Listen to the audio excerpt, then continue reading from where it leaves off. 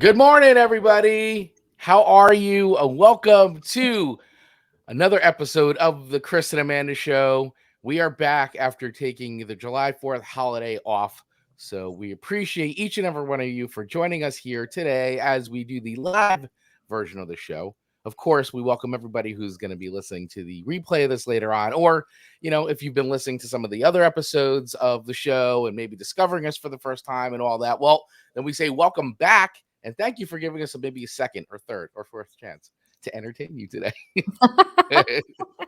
So my name is Chris Vaglio, and my amazing co-host, who was like, she would have hung out at the Starcourt Mall if the Starcourt Mall was a real thing.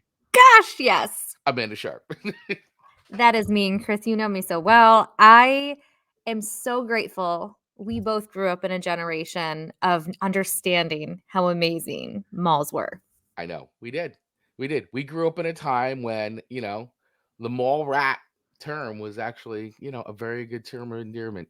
Absolutely. And I don't know if I shared this the last time we did our other Stranger Things episode, part one, Part but I 21. vividly remember, but none of my three sisters do.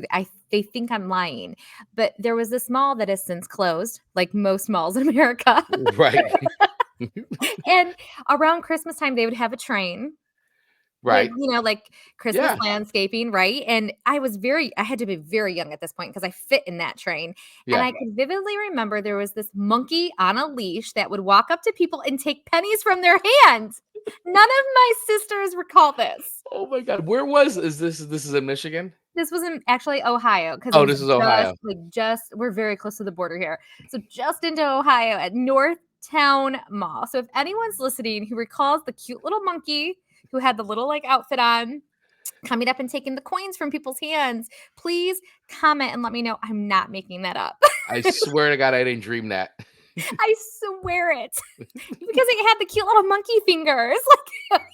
Taking the little penny. The little monkey fingers. Well, if this is your first time listening to the show, well, welcome to the craziness. Welcome to the mall. Well, Amanda Sharp, do you want to let everybody know how the show normally works? Today we're doing another theme, but how does this show normally work?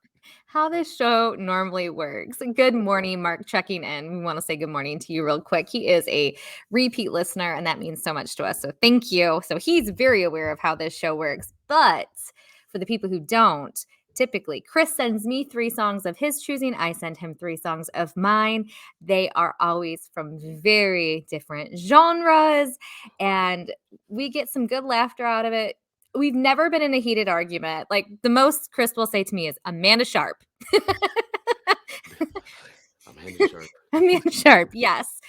There might be tears after we stop recording, but on screen, he stays so brave. And then once we go through all the great dialogue, we rate them on a sliding scale of 5 records, 1 being wah, wah, wah. There it is. And 5 records means it is just a classic. Angels Are Singing. It'll forever be on that playlist just because it's such a classic song that deserves to be heard for generations to come. So that's how we normally do this. Many generations to come. I'm getting very territorial of our 5 records. Yeah, so this is how the show normally works. And of course, we since we do not play the actual songs on the show, we do have a Spotify playlist that you can look for on Spotify. Just search Chris and Amanda Show. Season 2 or 2022 play. I don't even know what it's called anymore. But anyway, you can use the links in the show notes, in our bio, in the video description, wherever, and that'll take you right to our 2022 playlist, and the 2021 playlist is on there as well. If you're listening to season 1 of the Chris and Amanda Show, all those songs that we talked about are on there as well. So today we made the decision, and we've done this before. We've done sequel shows. Part 2s, sequels, whatever you want to call them. We've done them. So we saw the numbers, we saw the ratings of the official podcast brought down by the official podcast rating board commission. And you have all spoken, and you have said to us very loudly, Chris and Amanda, we love it when you talk about Stranger Things, songs from Stranger Things. So we were left with no choice Our arm was so twisted. that we had to do a part 2 to our favorite songs featured in Stranger Things. So we've got a part 2 starting right now. Right now. And it's no secret, Chris and I love Stranger Things. Yeah. So when we say you strong armed us to do it, amazing listeners, all it meant was, yes, we get to do it. Yes. We're like, wow, everybody really liked that. So good. Gives us an excuse to do a second show because we talked about this last time in that first show that there's just so many great songs featured across all the seasons of Stranger Things. And we as of we've recorded this show, as of the recording of this, part 2 of Yes. season 4 has come out. It's been watched, it's been consumed, it's been discussed. Man and Yes. I have watched it. We've studied it. Yes. We've listened to the songs. So there are definitely songs that that they put into part 2 that I really really enjoyed. And I'll tell you the Duffer Brothers do such a great job, and the crew that they hire to license and find music is really incredible. And I think that for me, on top of so many other things I love about the show, is definitely on the top reasons why I love this show is because of the music that they feature. There's a lot of nostalgia in there, but the songs are really cool. Like they pick cool songs. They're so good. And while we're discussing this after episode 2, and this is part 2, we're not necessarily only discussing songs that were in part 2. Correct. We're Yes. going all 4 seasons of Stranger Things. We are. We're looking at all 4 seasons. And so we can make a list of like 30 songs each, I'm sure, but just because we try to keep the show to an hour, we're only going to be disclosing our top 3 picks. As we did last time, we Yep. talked about our top 3 picks. And honestly, it's hard to say, oh, these are in any order, or this is number 1.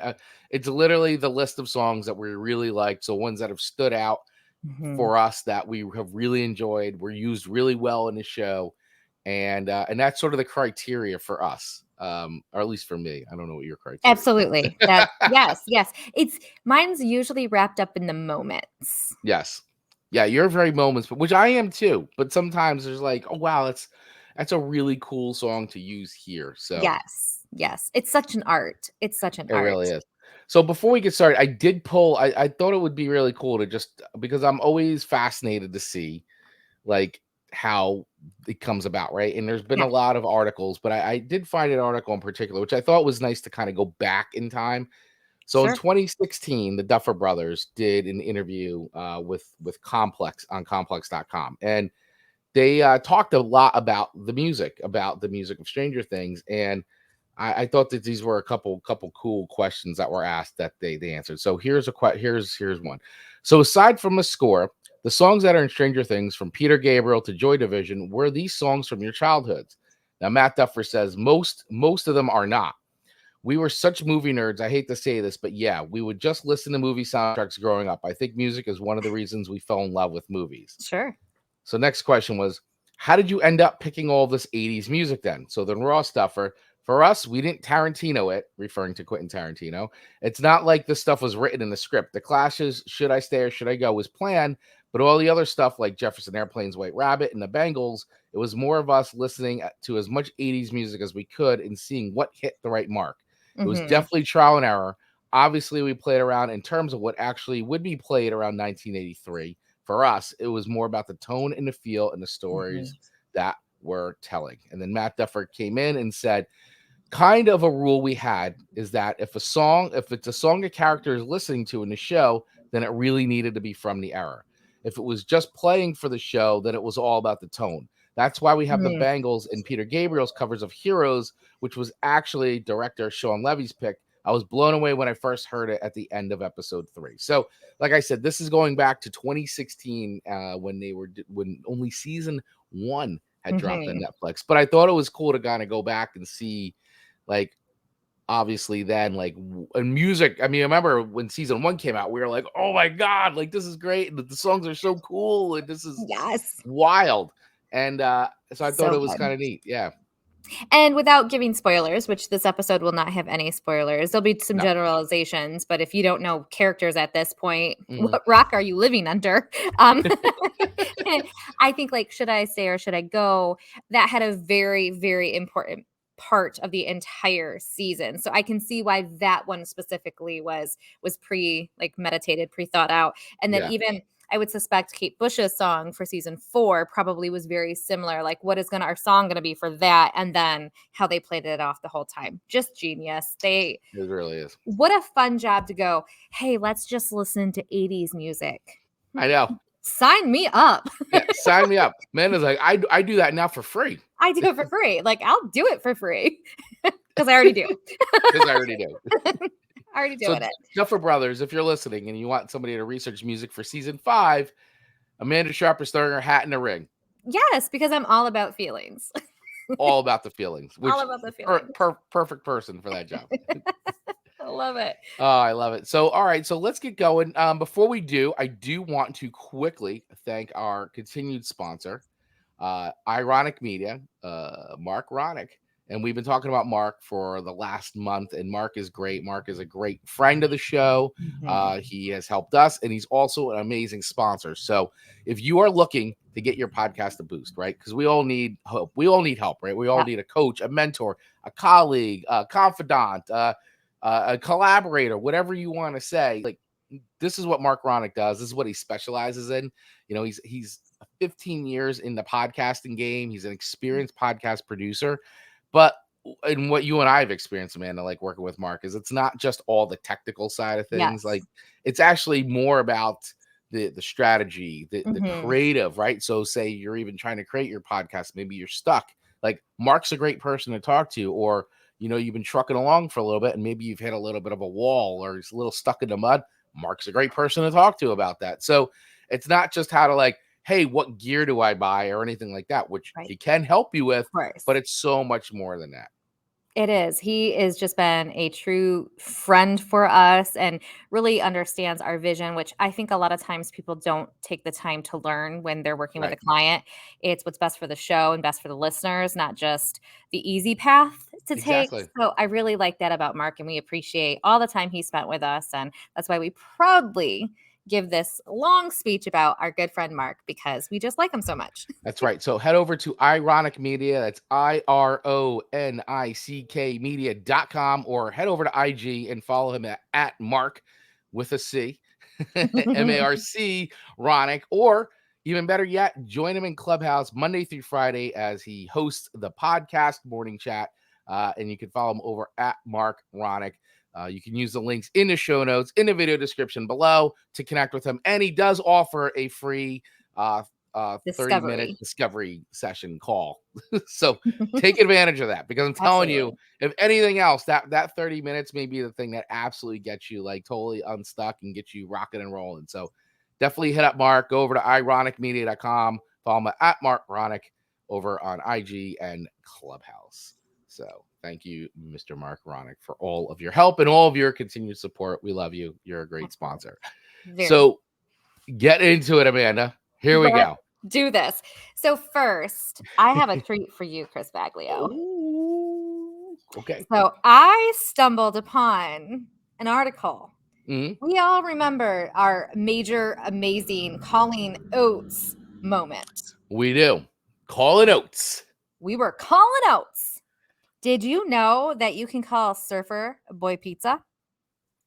No. Oh, I was hoping you did not know. Let's give it a go, because I have not called it. Okay. I wrote down the number because I said I'm going to experience this for the first time with Chris. Okay. Let's all right. What is the number for Surfer Boy Pizza? It is 805. Okay. 45. 74. Okay. 992. And it's basically 80545 pizza, but I broke down the numbers because we spent 5 minutes digesting the number last time. Right. Oh, you know what? It would help if I plugged into one cable.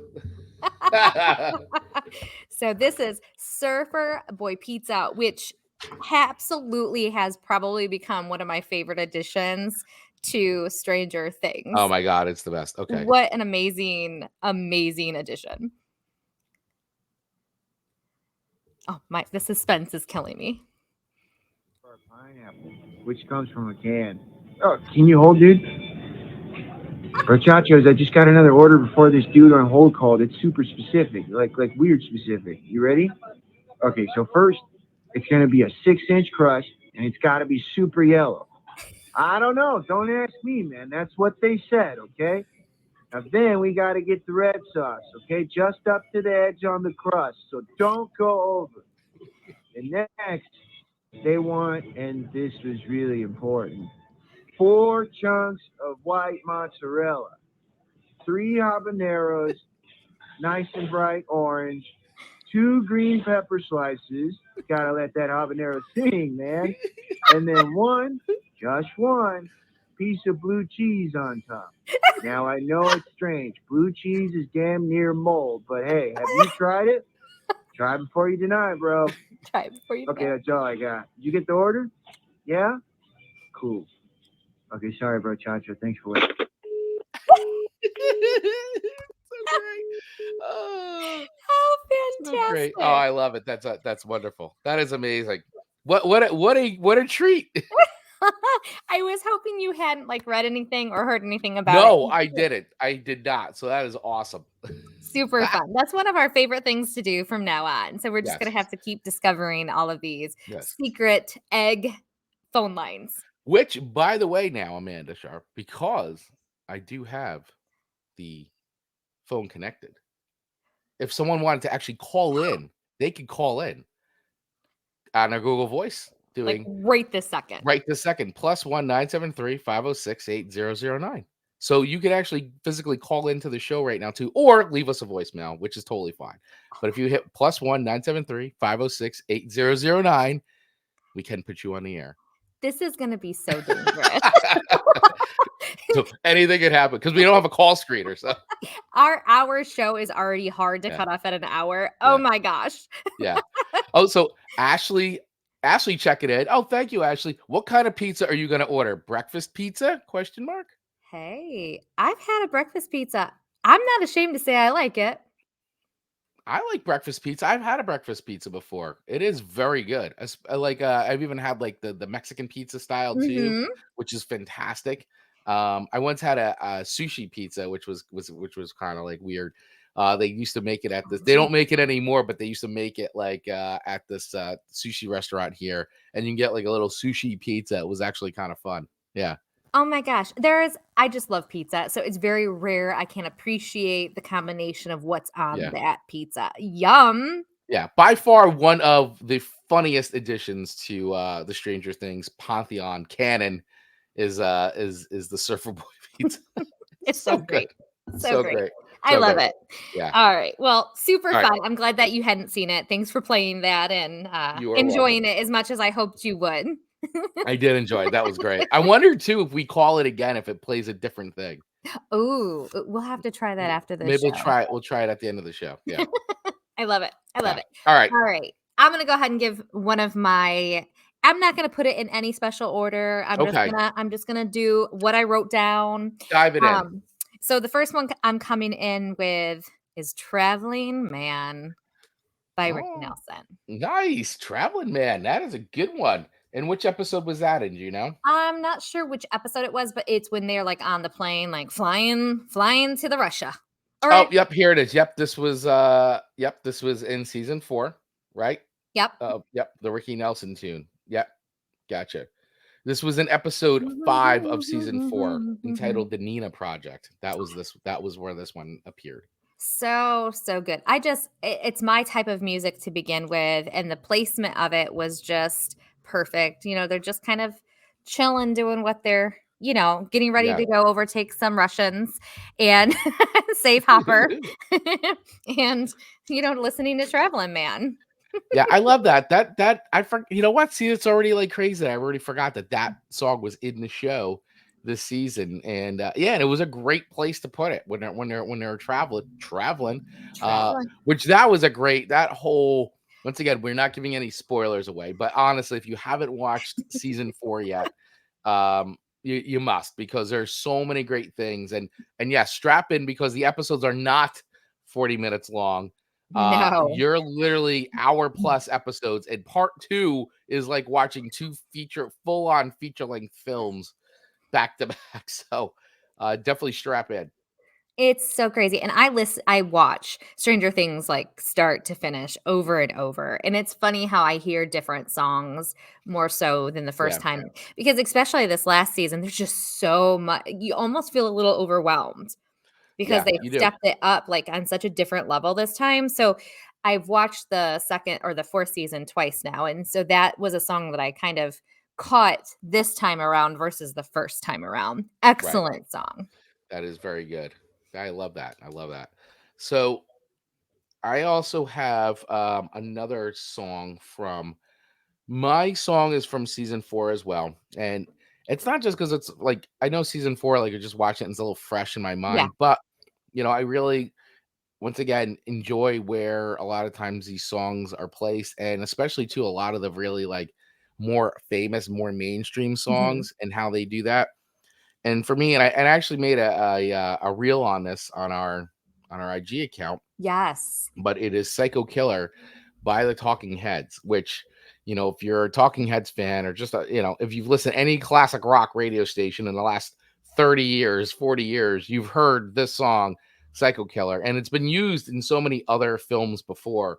But I really loved that it showed up in Chapter 2, Episode 2, Vecna's Curse Mm. of season 4 of Stranger Things. And I thought it was just a perfect place to put it, especially with, sort of that whole like Vecna's, the whole like, him being like this mysterious. Once again, no spoilers here, but I mean, at this point, like, it's pretty much established from the first episode who Yeah. the big bad of the season's going to be. And I loved how they used this song. And what I had talked about too in the reel. So if you have a chance to go over to our IG channel and watch it, I did talk about, like, what is the song about? How did it even come about? Mhm. And I always found it interesting, the perspective of the song. So on songfacts.com, which is where I use the where when I make a lot of our Instagram reels about the music, I usually pull a lot from songfacts.com. So in this case, songfacts.com says the song takes us inside the head of a deranged murderer. And it all started when lead singer David Byrne decided to write something in the vein of Alice Cooper, whose shock rock was all the rage. Byrne started the first verse, which establishes a dangerous paranoia.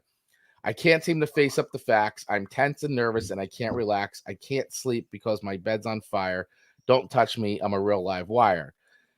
From there, um, the rest of the lyrics are what with this guy admitting he's a psycho killer and warning us to run. It ended up being far more introspective than most Alice Cooper songs, but just as believable. While Cooper is a completely different guy off stage, Byrne is really a socially awkward genius he portrays in performance. And this is another cool little thing, is that this was actually the first Talking Heads song. It was written in 1973 at Rhode Island School of Design, where David Byrne and drummer Chris Franz had a band called the Artistics. When Byrne presented the song, he explained that he wanted a Japanese section in the bridge, but he asked a girl who spoke a language to come up with some murderous words. She understandably freaked out. France's girlfriend, Tina Weymouth, spoke French, so they had her write a French part of the bridge instead, and she drew inspiration from the Norman Bates character in the 1960 Alfred Hitchcock thriller Psycho, which influenced the next verse. You start a conversation, you can't even finish it. You're talking a lot, but you're not saying anything. When I have nothing to say, my lips are sealed. Say something once, why say it again? And Bird incorporated a French line into the song, which I can never, the French line that's in the song. Mhm. I'm not even going to try to, Yeah. while it's stuttering the warning, fa, fa, fa, fa, fa, So the end result is one of the most famous songs about a psychopathic murder influenced by two touchstones of the genre, Alice Cooper and the movie Psycho. So I thought that was and here's what the French section says. So if nobody knows what the French section says, what I did that night, what she said that night, realizing my hopes, I launched myself towards a glorious destiny. And that reveals that the psycho killer is targeting a woman, just as Norman Bates did in Psycho. So little bit of backstory there of Psycho Killer, according to songfacts.com. I love it, and it should come at no surprise that I love Bates Motel. Yeah. I got into that show for a little bit. My wife and I watched, I think, the first season of it, but we fell out of it. We just were like, I don't know, it's getting too, I don't. We just fell out of it. Did not hold my interest. But I really loved that first season. I thought it was great, and I thought the casting was like perfect. It's It was great. anytime I baby Owen a little too much, Marcus will always go, "Mother," like to check me, Just to check you. like Amanda. He's gatekeeping you. He is. He is. I So love funny. it. All right. So what is Okay. another song on your list of All right. top Stranger Things songs for you? This is also from season 4, and I feel like it is so instrumental to leaving a clue for them to understand what to do.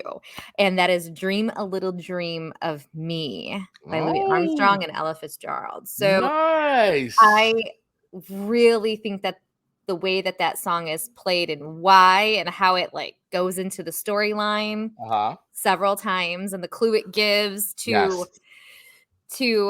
helping to helping them genius. uncover all the mysteries that are happening, which I love that reoccurring. Once again, great use of having a song, like you said, give a clue and actually become like a real plot device into the actual show. Absolutely. And it's just, and that's why I think we love doing this show so much, is music is such an anchor for us in so many ways. And they really on season 4 have hit on how important like that can be for drawing out people. And I mean, even like Alzheimer's patients and stuff, how important music actually is to them and stimulating their brains. It is a wonderful, wonderful tool and medicine that we have in this world. So just genius. So Dream a Little Dream of Me. I love it. So sweet. Happy song, even though it's very eerie in the movie. Yeah, but really well done. And I always love that too. I love how like especially like horror films will take something like an old classic song and like all of a sudden they put like such a different spin on it that you would never have realized that it's like all of a sudden now this like, wow, you just made the song super creepy. Like and it was never that way. And now it's like super creepy. And like they always do that, especially a lot of like ghost story like type shows, movies. They'll take like some classic song like Under the Sea and but you know what I'm talking about, like a lot of these, and put like a little horror spin sound to it, even a little bit like a haunting music sound, where what I like about them is they really use the song in its original form without even having to make it sound haunting, and it becomes a little haunting. I'm not going to listen to that song by them, Dream a Little Dream of Me, again without thinking of those scenes. Yes. So great. I know. You're right. You're absolutely right. And that happens a lot with music and films. Like when I think about all the Quentin Tarantino, like we were just talking about it, like I think about so many of the songs he's used over the years in his films, and now it's like I can't even not think of those scenes anymore when that happens. It's crazy. So powerful. So that's my number 2. All right. Well, I like that a lot. That's a really good pick. So I went all the way back to season 1 for this pick, and I've always loved this version of the song. Like it is, to me, is like one of the coolest like covers that I think, when you think of bands that do like really good covers and kind of make it their own, I think that the Bangles made Hazy Shade of Winter. Like they now own it. I know it's a Simon & Garfunkel, but man, do they own that version of that song. It is great. It's electrified. That riff, how it starts off in the beginning with the sleigh bells, and you're like, and then it just like totally like raw sounding, and love it. Absolutely love it. And this goes all the way back to season 1, episode 2, entitled The Weirdo on Maple Street. And love it. And this is and if anybody remembers season 1, it was taking place during Christmas time, all that stuff. And they did this perfect. And so I love this version of the song. I mean, and there's a little bit, so I'll give you a little bit of background on it, because I think it's great to talk about how the song. So, of course, the song was originally written by Simon & Garfunkel for their 1966 album Bookends, and it actually made number 13 on a Hot Billboard 100. The Bangles cover did much better being one of the few cases where Simon and Garfunkel song did better than the original. So this song actually reached number 2 on the US charts and charted number 11 in the UK. Now, Amanda, let me ask you this, because you're an 80s baby. Yes. You might remember this because I have this soundtrack on vinyl. But this song was originally recorded for what 1987 movie? Oh. And it had a all-star cast. Mm. Now I don't know. I mean, it's a little bit of it's not a comedy film, so it definitely is a darker movie, but it's not a horror movie either. I'm gonna suspect this is going into the lane of Amanda couldn't watch MTV lane, so maybe maybe I wasn't able to watch it. So Probably not. Okay. All right. So I took a shot here, so I wanted to see. So anyway, this was the film, the 1987 film starring Robert Downey Jr. Less Than Zero. I have never seen that.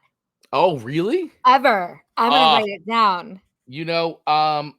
It's interesting to watch it back now. Obviously, it's Sure. extremely 80s, but really well done film and really dark. And the soundtrack is awesome. They did such a great job with this movie soundtrack, and this was the song that was featured heavily in the film and the trailer and the marketing. So other stars of this film were Andrew McCarthy and Jamie Gertz, if you remember them. And it was James Spader was in it, so you've got a lot of the 80s, the big 80s movie stars back in the day were in this film. I mean, they were all top billing, movie draws back then. So this song was recorded for this and it was featured. And so the film itself is about, if anybody wants to know what the film, if you've never seen Less Than Zero, I highly recommend you go see it. But it's about basically like 3 Los Angeles yuppies all struggling with drug addiction. But it's the connection of the culture. Like, it's just they do a really good job in the film, and the way the music works, like very much in the same way that like how the Duffer Brothers use the music in Stranger Things. Music plays a really big part in the film and in being in that way. So I really, really enjoyed this movie, but I love the song, and this was something that that riff, man. So good. So in Song Facts interview, guitarist Bangles guitarist Vicky Peterson, she talked about coming up with the riff. That was a tough one because the original was performed on a 12-string acoustic. She said, so that was a struggle to figure out how to play it so it sounds cool but different. The answer was to rock it up, but it wasn't easy. The Bangles were between tours and very busy when they were asked to contribute a song to the Less Than Zero soundtrack. With no time to write something new, they decided to cover A Hazy Shade of Winter, which they played on stage soon after they formed as a band in 1981. So that's just a little bit. Oh, and here's a little movie trivia, which I just saw. So here's a bit of a very young Brad Pitt. Oh, baby Brad Pitt. Was a movie extra in Less Than Zero. He was one of the party goers and preppy kids at a fight in the film.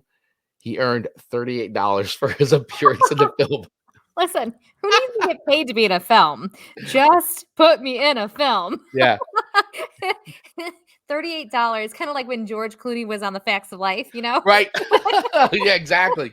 So great. I love that. Start somewhere. That's so great. So, yeah, so I love this song and I love that Stranger Things. And I thought it was really cool because, yes, once again, reading about the 80s and how they use and perfect use of a song from the time period. And, great cover version. So if you've never listened to it, love it, man, you're missing out. So definitely head over to our playlist and check that out because that's exactly where all these songs are.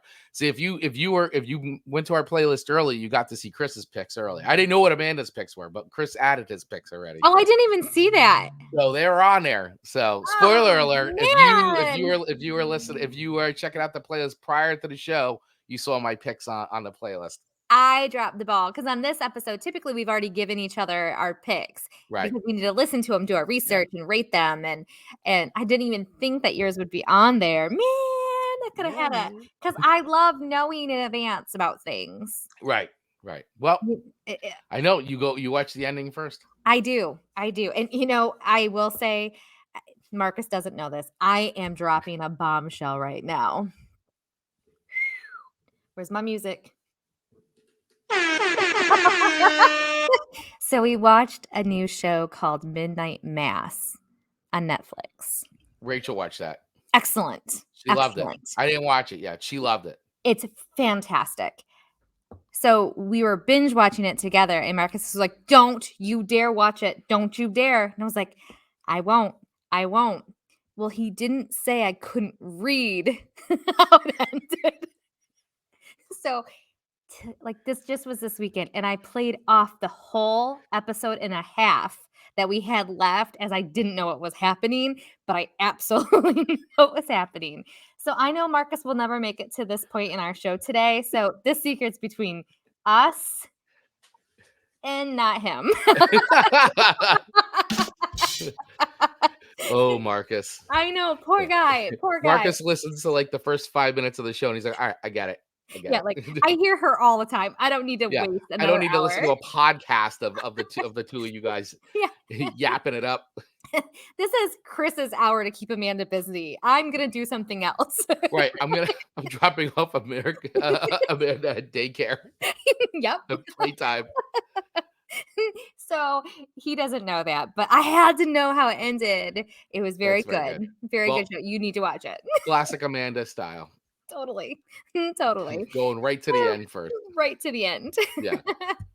All right. Speaking of end, Okay. my third and final song for today's episode Yep. is going back to season 2 at the end, very last episode, very last seconds of when Mike and Elle are dancing. Oh. And every breath you take by the police. Which, funny, do you know about what that song is actually about, Amanda? I've always just joked that it's a stalker song.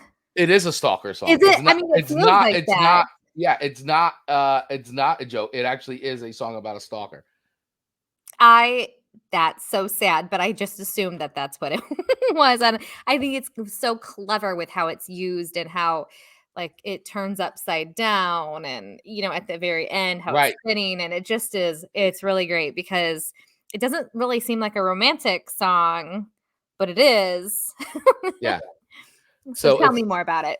Yeah. So in 1983, in an interview with NME, New Musical Express, Sting explained, "I think it's a nasty little song, really rather evil. It's about jealousy and surveillance and ownership. Regarding the common misinterpretation of the song," he added, "I think the ambiguity is intrinsic in the song. However, you treat it because the words are so sadistic. On one level, it's a nice song with a classic relative minor chords, and underneath there's a distasteful character talking about watching every move. I enjoy that ambiguity. I watched Andy Gibbs singing it with some girl on a TV a couple weeks ago, very loving and totally misinterpreting it. I can still hear the words, which aren't about love at all. I pissed myself laughing." Said, in America, it was their biggest hit it was the biggest hit of 1983, according to Billboard's year-end chart. It stayed at number 1 for 8 weeks, longer than any other song that year, even beating Michael Jackson's Billie Jean, which was number 2 with a 7-week stay. So it beat out Billie Jean by 1 week. Unbelievable. That's amazing. So at least me thinking it's a stalker sign or a stalker song is right in line with what it was intended to be. Yes, it is a stalker song. Every move you make, every breath you take, I'll be watching you. Watching you. I mean, it is creepy. Watching you. But the beat and the tune is so wonderful. I know. Well, that's the thing. It really is. It's like you just don't. This is a great song. Is a perfect example of you don't think it's this evil song because it doesn't feel like that. But then you're like, well, wait a second. This actually really is it's great that people use it for their wedding songs and stuff like that. I'm like, ah, so you were a stalker. Oh, yeah. So I'll be watching you perform that weddings once. Yeah. Creepy. You're right. Actually. I mean, I like to people watch, but I don't take it to a stalker level. Not yet. Not yet. Not yet. But imagine if that song was sang in a Cookie Monster tone. I'm It sure there's a totally. version. I will find I'm sure there's a version Ooh, of it. let's Yeah, find a version of it because I will then find a that would version. hit it home. That would definitely bring the Mhm. evil.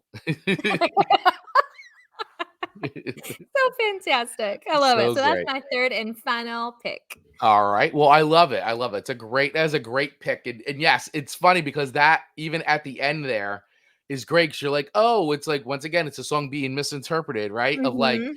but then It's it goes and it perfect. flips, and then you see the mind player, Yes. which is great. So I'm like, oh, perfect. So totally So plays great. off that misinterpretation, but like really like brings it right back to like It actually the does. real meaning of the song, which is cool. I love it. That's a great moment. That's an awesome moment. So well done, Amanda Sharp. Thank you, Chris Yes. Baglio. So before I go in to reveal my final pick of the show, I'm just going to remind everybody that whether you agree or disagree with us, or we want to hear your lists. Like, what are Yes. some of your favorite songs, like from Stranger Things? If you've been watching the show since the beginning, or maybe you just got into the show, let us know because music, as we've been saying, is such a big part of the show. But we really want to hear what you guys like. What music have you been digging from the show? So you could drop it in the comments here. You could hit us up on social media, or you can call us on our hotline, on the Chris and Amanda hotline, much like Surfer Boy Pizza at +1 973 506 8009. And we say the +1 because if for all our international friends out there who do listen to the show, we do want to hear from you as well. So if you want to do that, call us, leave us a message at +1 973 506 8009. Or, just call us in general and, Yeah. leave us a message. Let us know how we're doing. You like the show? Do you not like the show? What other shows would you like to hear us do in the future? Let us know. We want to hear from you, of course. And if you're looking to get some merch, some smooth Chris and Amanda Show merch for the summer, because we got beach towels, we got water bottles in there. Man, do you want to look cool? That's Yeah, you right. do. Yeah, you do. I Head feel over to the Chris and Amanda Show.com. There you go. Coffee mugs, all kinds of stuff. Head all over the to things. chrisandamandashow.com and click on our merch store, and that'll take you right there. And if you sign up for our mailing list, we do have a discount code within the mailing list. So if you sign up for our mailing list and you'll get a weekly newsletter from us, we do put discount codes in there so that way you can get a discount on all your favorite Chris and Amanda Show merch.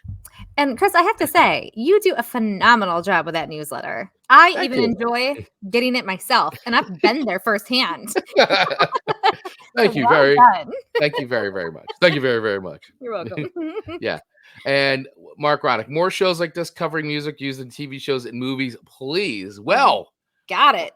Mark Ronick, your voice has been heard. Look We're how like a easy that was. genie. We're like a genie in a bottle. Absolutely. We grant you 3 wishes.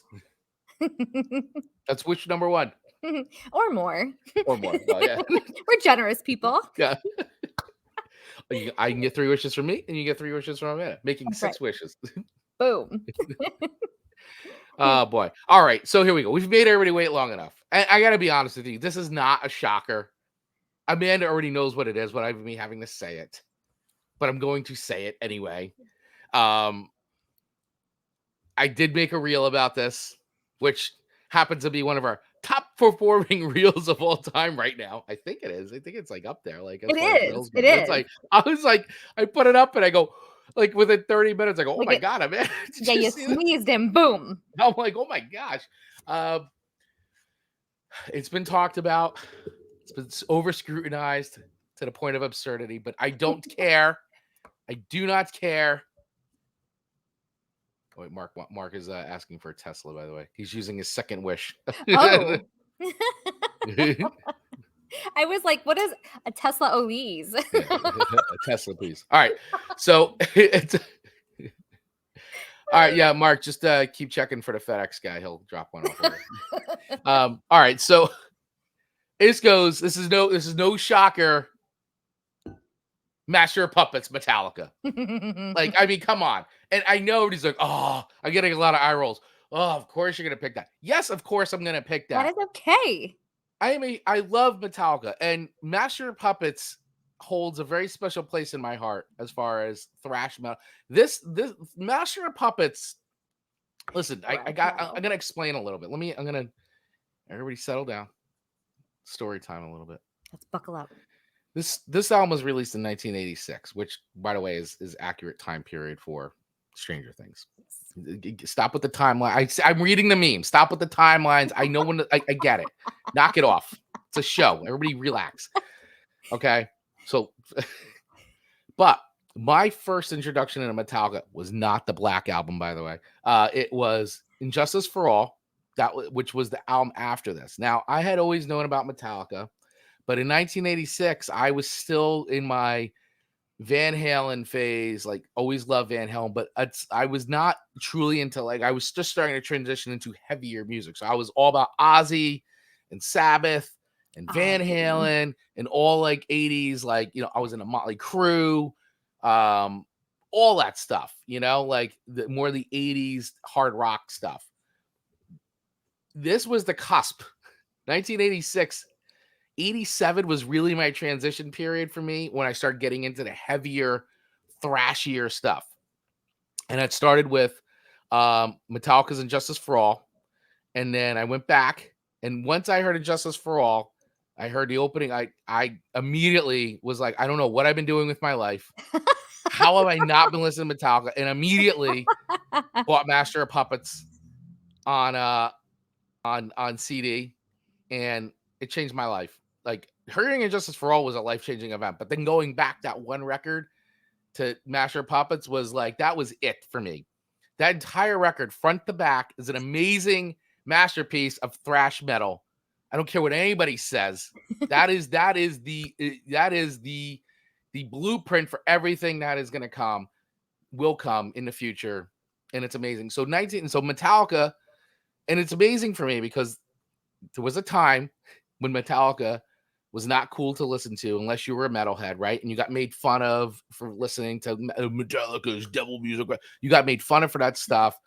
And it was not mainstream at all, right? And then Metallica became one of the biggest bands in the world. Mm-hmm. Still are to this day. One of the biggest bands in the world. It still blows me away to have been like young and listening to a band that was kind of like really like considered still underground. Sure. And to see them now is truly amazing. And I love that this song is featured in Stranger Things because, sorry, I'm going on a little rant right now. You're fine. Because this is a great example. It brings metal back into the mainstream and introduces a whole new audience of younger kids into like Metallica, the same way I got into Metallica when I was younger. It gets them into it.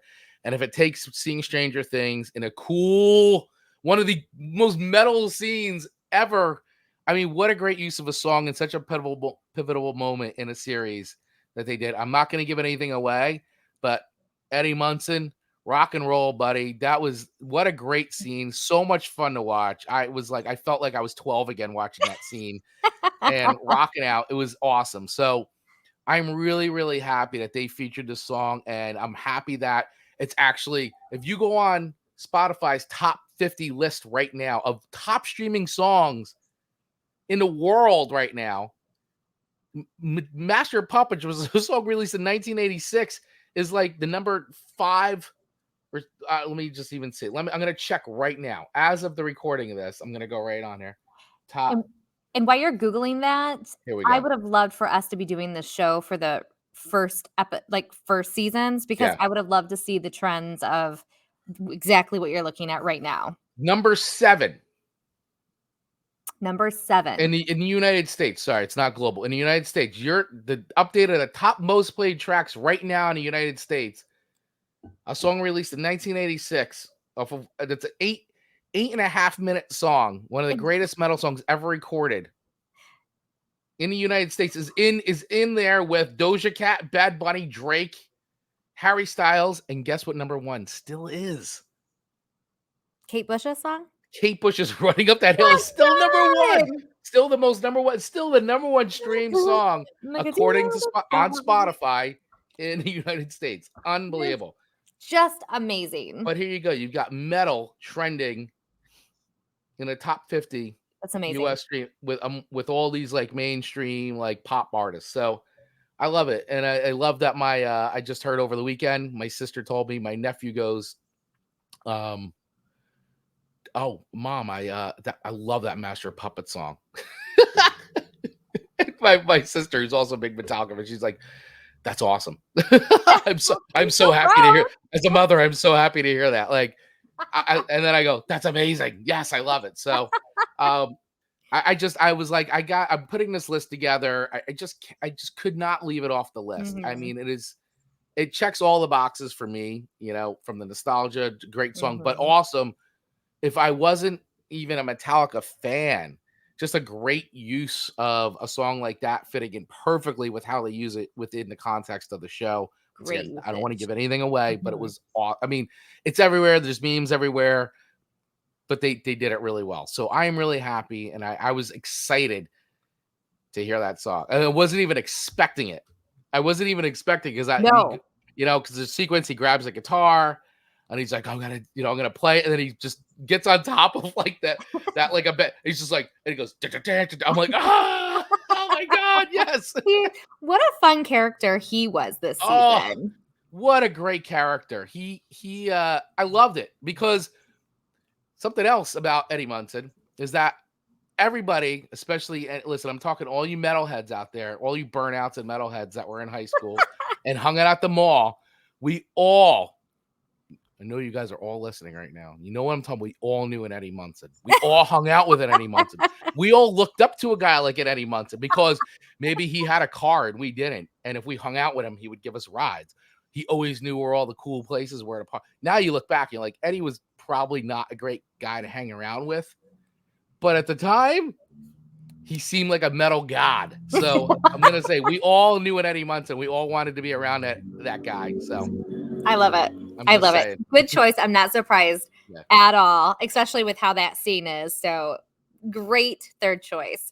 And I have one last addition, Oh, just to throw in. And I had it on my list, but I took it out because I think it's only in a trailer for okay. Stranger Things. All right. And you may never hear me say this band name again, but I had Home Sweet Home by Motley Crue Oh, on my list. I don't know. Well, Motley Crue. First of all, And Home Sweet Home is an it's amazing song. not the first time they have been on our show. Absolutely not. In fact, our last Stranger Things episode, I chose "Shout at the Devil" as one of my favorite songs. You did, and they've even been featured before that, I believe. Yeah. Oh, yeah. Uh, Of course.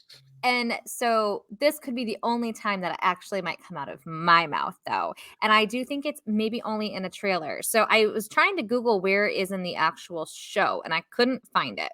Okay. So it is in a trailer. Okay. Yep. So it was reworked.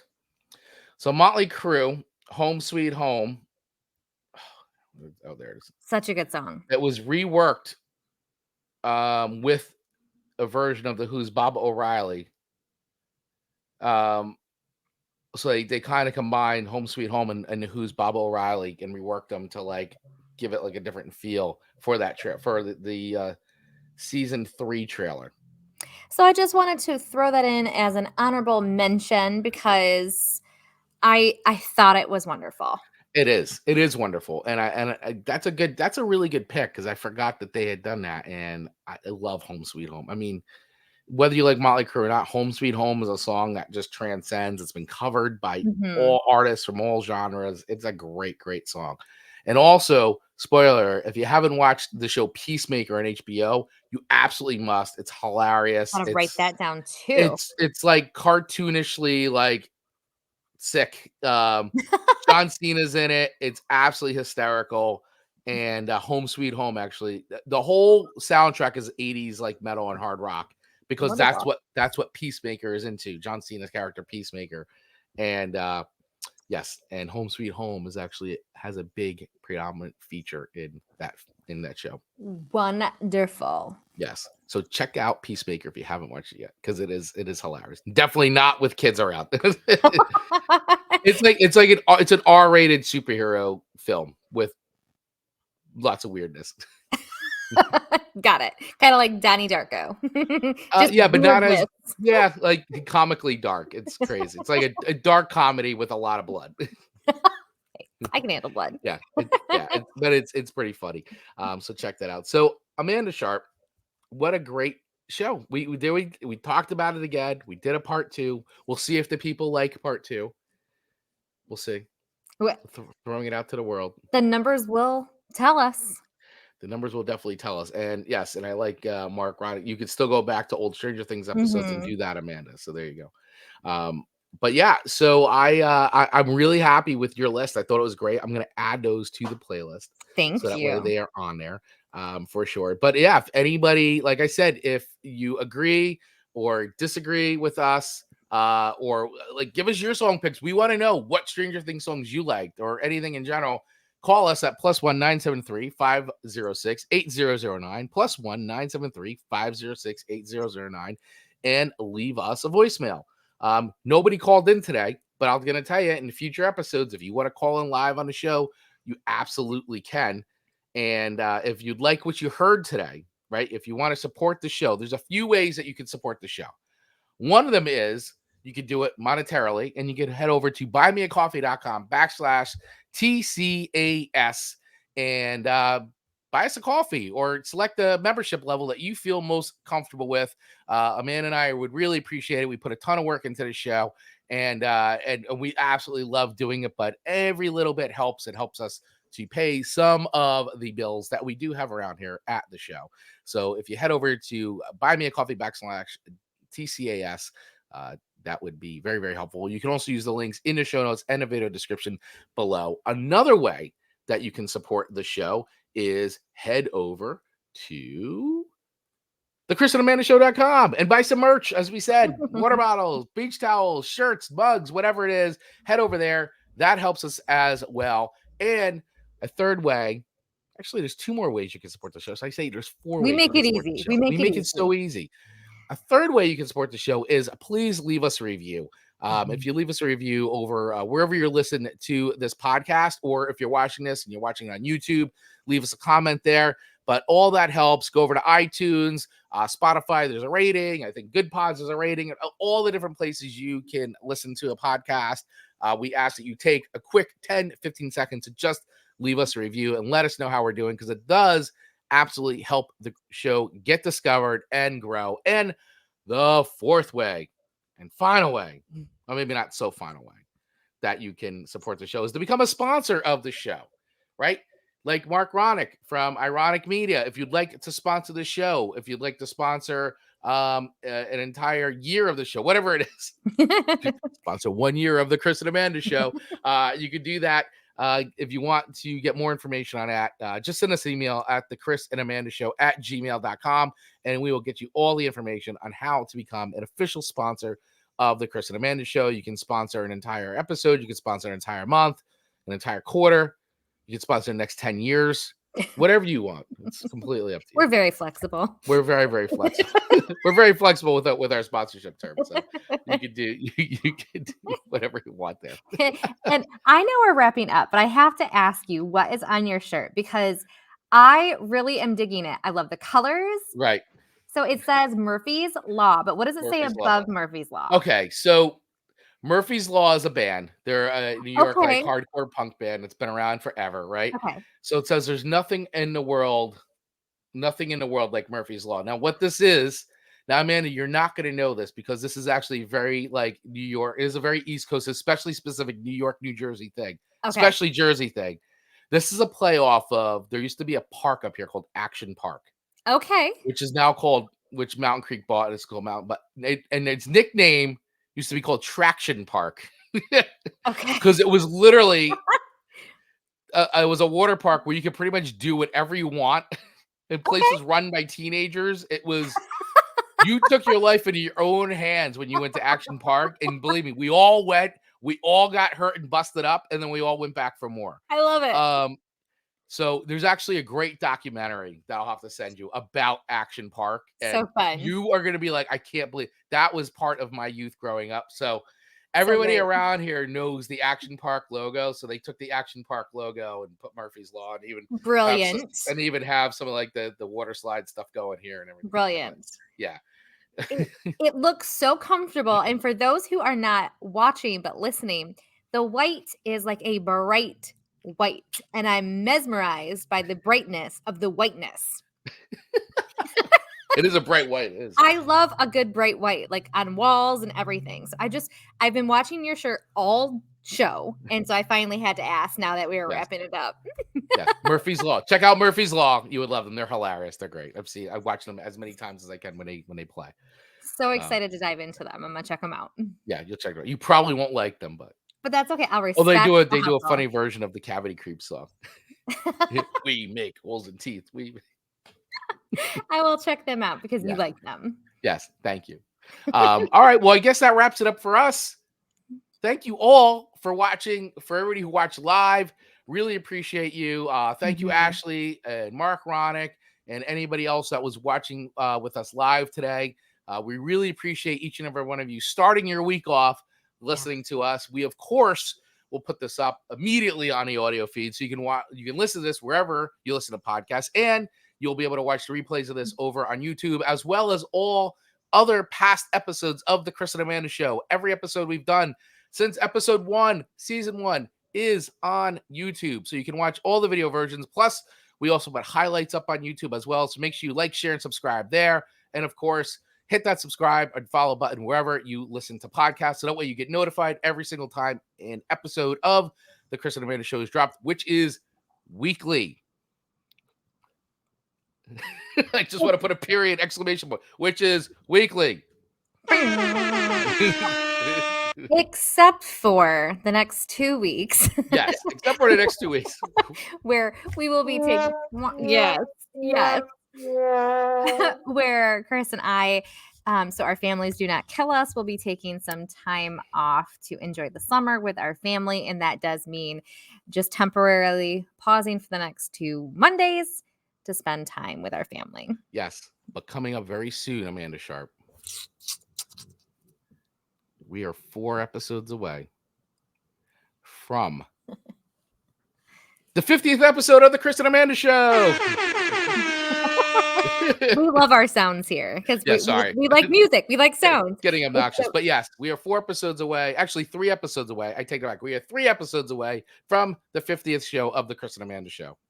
And we've got a lot of fun ideas flying around in the universe. Yes. So we're finalizing what those are going to look like. And we can promise you it's going to be a wonderful 50th show. Yes. So we hope you join us for that, whether it's live or obviously the replay. But if you join us live, that would be even better because it'll be very, very fun. If you want to leave us any anniversary greetings, you could do that by heading over to the Chris and Amanda hotline at that number, 973-808.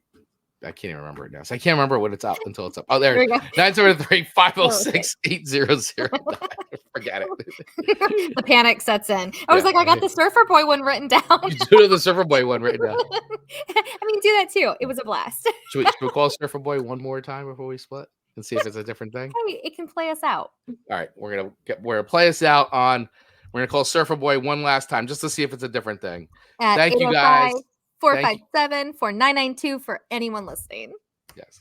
Surf Shop, Surfer Boy Pizza. This is Argyle speaking. We make everything fresh here at Surfer Boy except for our pineapple, which comes from a can. Oh, can you hold, dude? Muchachos, I just got another order before this dude on hold called. It's super specific, like weird specific. You ready? Okay, so first, it's going to be a 6-inch crust, and it's got to be super yellow. I don't know. Don't ask me, man. That's what they said, okay? Now then we got to get the red sauce, okay? Just up to the edge on the crust, so don't go over. And next, they want, and this was really important, 4 chunks of white mozzarella, 3 habaneros, like Chris's shirt, nice and bright orange, 2 green pepper slices, gotta let that habanero sing, man, and then just one piece of blue cheese on top. Now, I know it's strange. Blue cheese is damn near mold, but hey, have you tried it? Try before you deny, bro. Okay, that's all I got. Did you get the order? Yeah? Cool. Okay, sorry, bro, Chacho. Thanks for waiting. All right, everyone. It seems like it was the same thing. But anyway, we have to play one more time. So, all right, see everyone next week for another episode of the Chris and Amanda Show. Bye, everyone. Bye.